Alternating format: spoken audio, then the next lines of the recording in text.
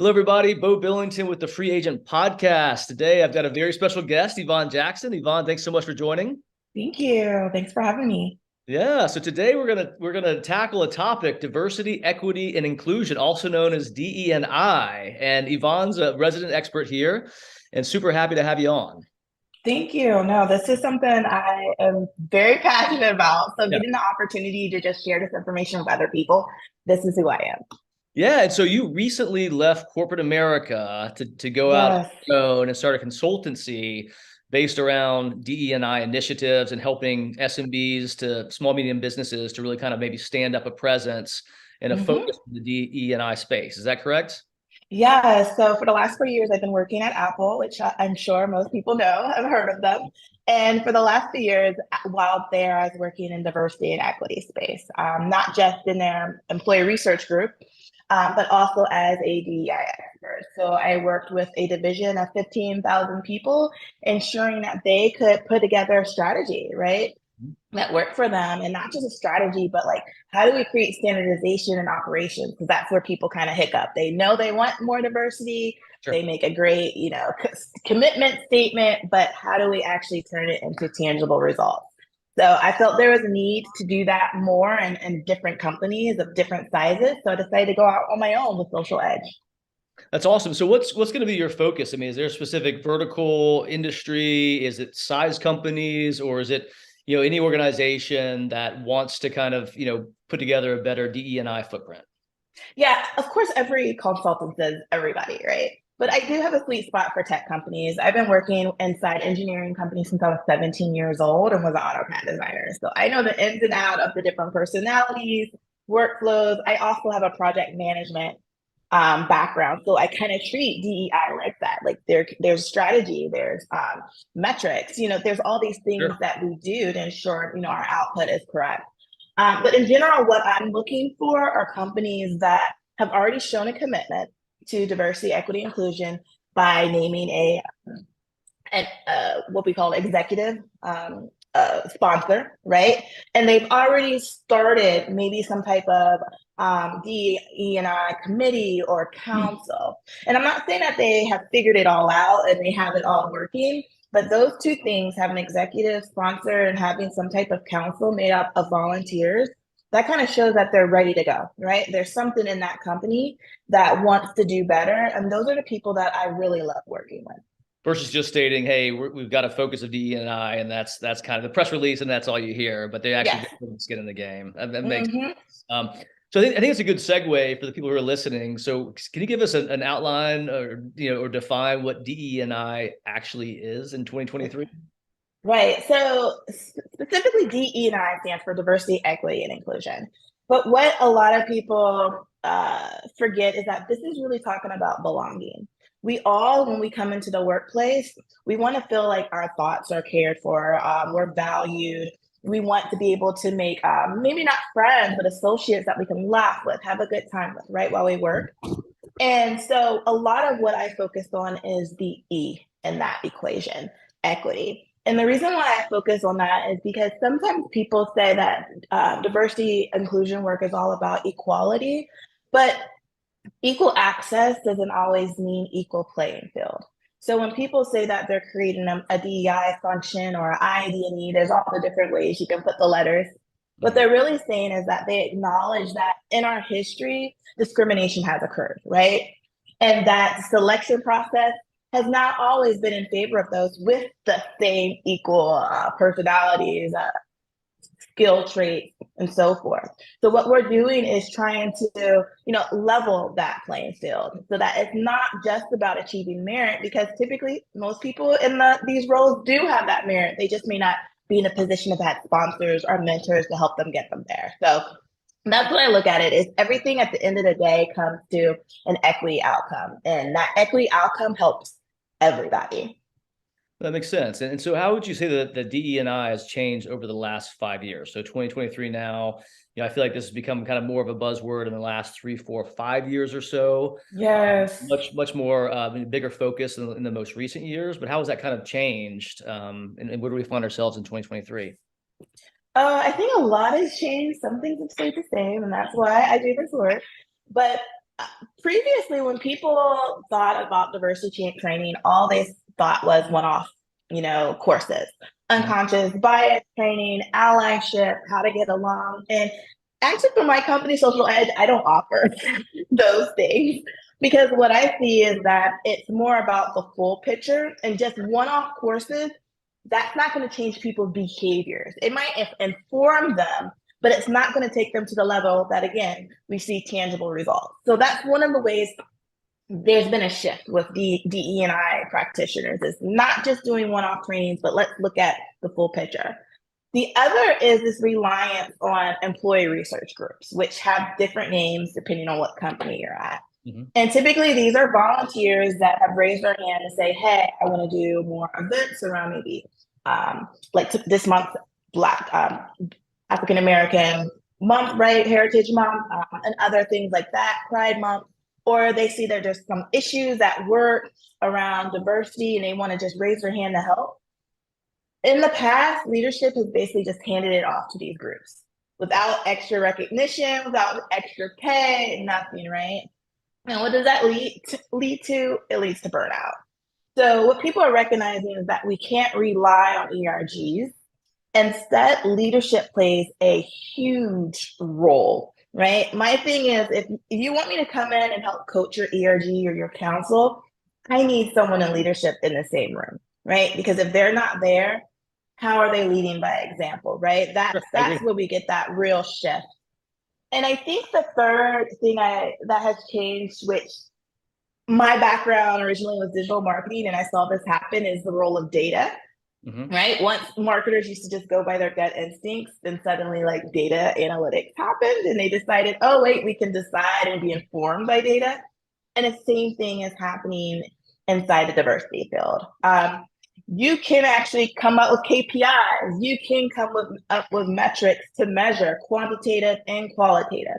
The thing is that it requires transparency. And that's what scares people, right? So a lot of what I teach inclusive leaders and groups is, hey, these are the things we can measure so that after 1, 2, 3 years, you can actually measure and understand what the impact of all those initiatives had on your company. And all that's going to do is get people more excited to keep going, right?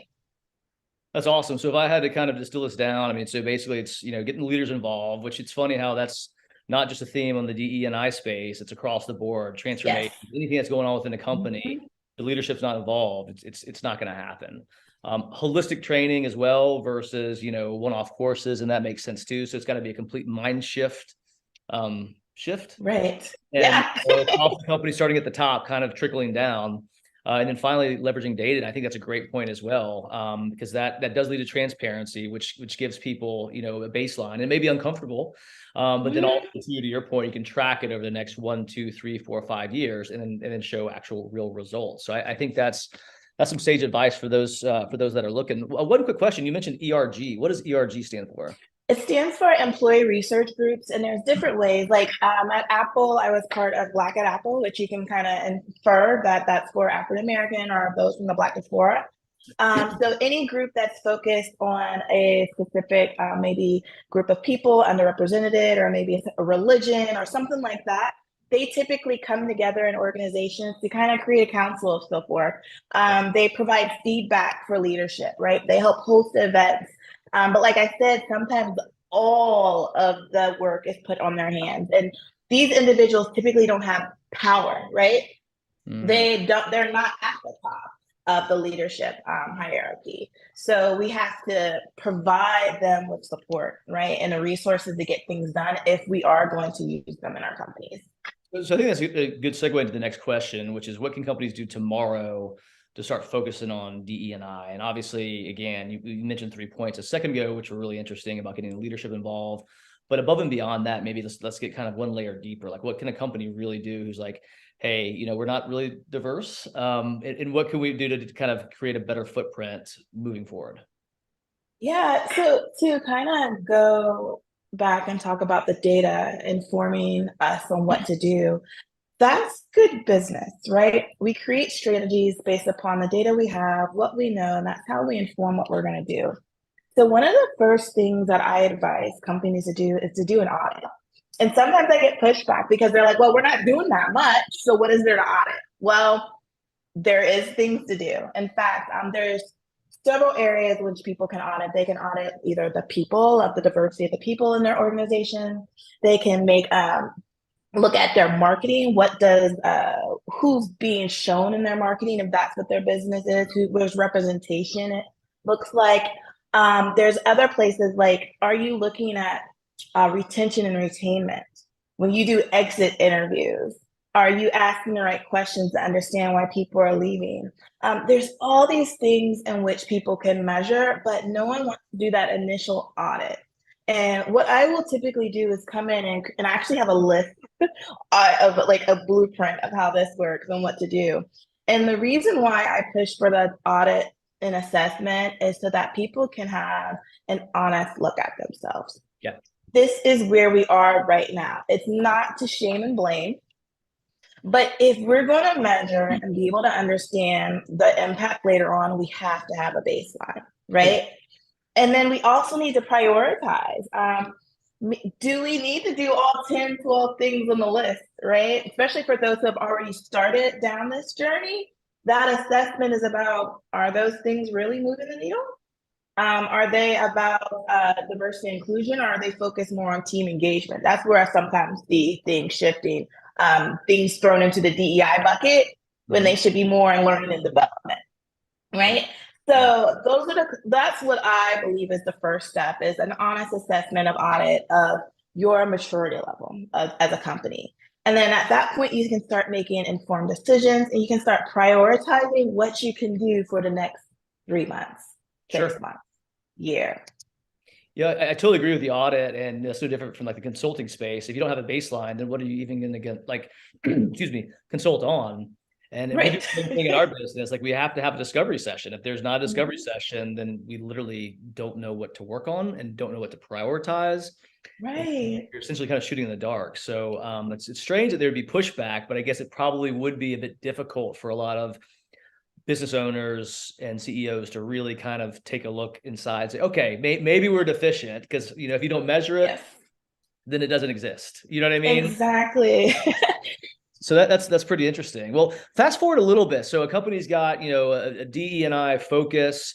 You know, what could they do to really kind of put together a sustainable program in the future? Is it hiring somebody like yourself? Is it finding consultancies? Is it bringing somebody internally? Is it a combination thereof, depending on how large they are? Like, what's a good practice for a company that's got a focus and they want to create kind of a sustainable program that they can track, measure, of course, going back to the analytics and the leaders involved and the holistic training? Yeah, well, there's different areas. You know, typically when a company decides, hey, we want to focus on diversity and inclusion, they go out and you see it right now. There's a job description on LinkedIn or somewhere saying, with a list of 20,000 different things they want to see in a diversity coach or chief diversity officer. But one of the things that I've been explaining, and you see a lot of practitioners saying, is at the start, ask yourself, do you need someone full time? Right. Because there are times where I know I've interviewed for roles, and what I found is that list they have of what's needed isn't accurate, right? And what they think they need from someone coming their role doesn't match up. So when someone is hired, they're not set up for success because they were told something in the interview process, but when they get into the job, what they realize is that no one really knows what they're doing. So one of the things, and the reason why I went into this role and as an entrepreneur and as a businesswoman, is because I feel like there's a space and time where a person like me can come in as either a fractional leader or a interim coach that sets up the foundation for what DEI looks like, right? We already have that audit done. We already have done the assessment. We've already done feedback and gathered information from the people in the organization. We already have the things that they've done put into pillars, like, hey, we want to focus on development. We want to focus on hiring. We want to focus on engagement.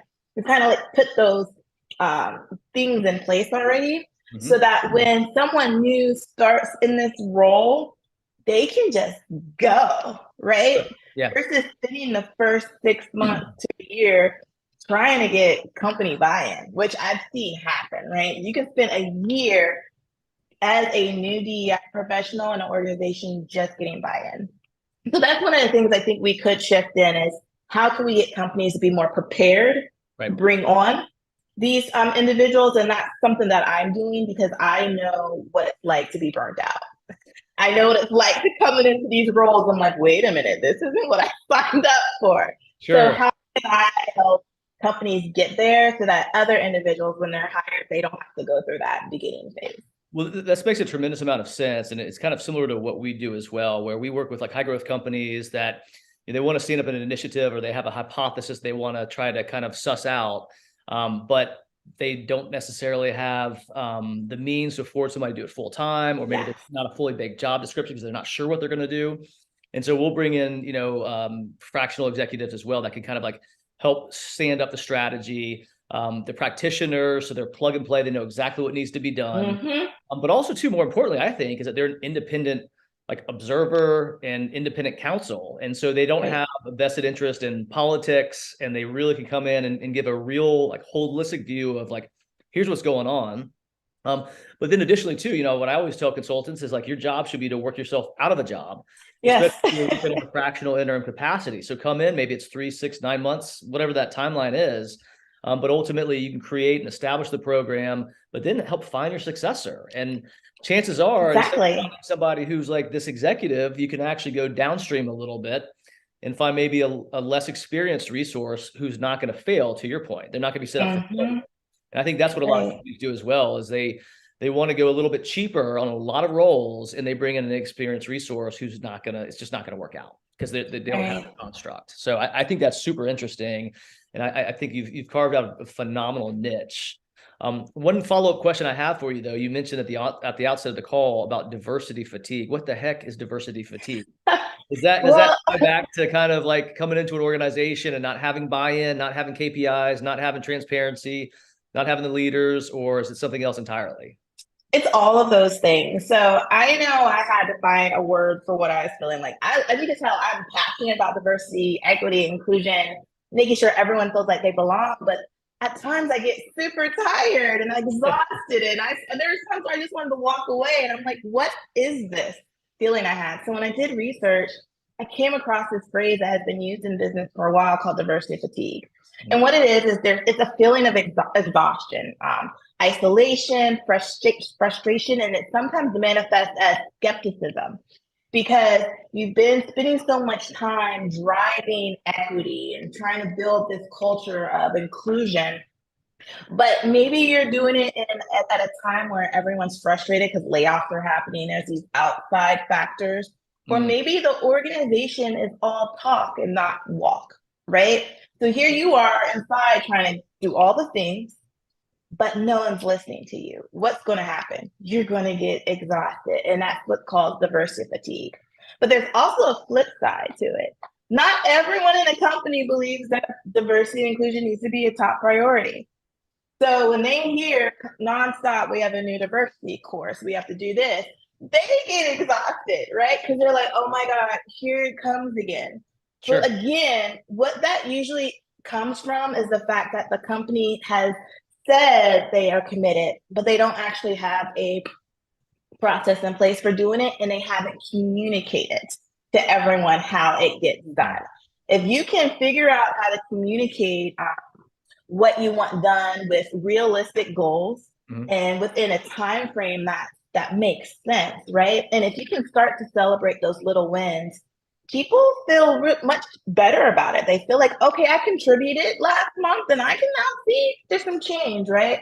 But when we expect too much from everyone at work, when we don't empower them to make change, all that's going to happen is diversity fatigue, and nothing good comes from that. And there's all types of fatigue in the workplace, as you know, and that's not where we want our employees to be. So a couple of things. First and foremost, you should trademark that if it's not trademarked already. I am not the person who came in, but I will definitely preach it to the mountain. Maybe that's yours, but no, that makes sense. And it's funny that all this always seems to tie back to the leadership and not having buy-in. And I understand why somebody would be fatigued on both sides of the coin, because there's not clear guidance, there's not clear transparency, but then also too the KPIs. I think to your point you made earlier that maybe somebody who didn't buy into it, but then all of a sudden now they're seeing data, they're seeing that they're helping. I could see how that could get somebody who's not on the bus on the bus, and then also now trying to contribute to the overall program. But again, it ties back to the leaders, and if the leaders aren't involved, then it sounds like you're dead from go. I mean, diversity, equity, inclusion is just good business, right? There, and I'm not even going to sit here and talk about all the studies and surveys that's proven it. It just is, especially for companies that their products and services are found in communities that are represented, that look differently than the employees, right? Sure. How are you going to create services and products for individuals who don't even exist in your company, right? It's good at business, and it's also just, I don't know about you, good karma. It's about being a good person, right? It doesn't always have to be this power struggle that if we support one group, another group gets something taken away. Again, it's not, what do they call it, a zero-sum game. Right. It really is all about belonging and inclusion, and it benefits everyone. That's interesting, though, about kind of the zero-sum game and the perception that if you're going to give more attention to this group, then this group's going to suffer, et cetera. That's super interesting. And again, I think a lot of that could be stopped with education. And, again, having your leaders come on board and say, hey, we're behind this. This is going to happen. But actual, having actions that tie back. Right. This initiative. And I have the smallest, I don't know, metaphor story to kind of describe it. It's something that someone told me in a course around diversity and inclusion. And it's this concept of an aquarium. There's people out there who love their fish, right? They have aquariums, there are millions of fish in there. So there's let's say one man, he goes to a shop and he says, hey, I typically work with these fish, but I want to add some different flavor, different colors, different type of diversity to my aquarium. Can you offer me some different fish to put in there? And the owner of the pet shop says yes, but just understand that if you take on a more diverse ecosystem of fish, there's some changes you're going to make. Maybe better water quality, oxygen levels, type of food. There's a lot more work comes into it when you want an ecosystem that's more diverse. And the person says, you know what, I really want this. I love, this is my passion. So he does exactly what the pet shop owner says. He upgrades the ecosystem. He upgrades the water. He does all these things. And what happens? The new fish thrive, and all the fish, all the creatures in the ecosystem, all the plants, they all thrive too. So again, it's not about, we focus on building someone up, everyone else is going to get less. No, everyone actually gets more. And that's the philosophy that I'm trying to teach people, that it's not about giving up power. It's about all of us, again, being able to feel like we belong, we're valued, and we're able to build products that create a better world. I think it's awesome. And that's a great place to end. And it makes sense to me too, getting everybody on the same, sheet of music, working together versus folks in their different silos, doing their own things, not worried about what the left hand or the right hand's doing. Yeah. So that's awesome. Love the analogy, your metaphor. And really appreciate you having you on. So where can people find you, Yvonne? Yeah, you can find me. My website is www.socialedg. There's no e on the end.com. Hit a link to it. Right. And I'm also on LinkedIn, Yvonne Jackson, YVONNE. And everyone can find me at Yvonne at socialedg.com as well. But I've really enjoyed my time as well. This has been awesome. Thanks so much for coming on. Really appreciate it. We'll be sure to add your link to the podcast. And this was awesome. Really appreciate your time. Thank you. Take care. All right.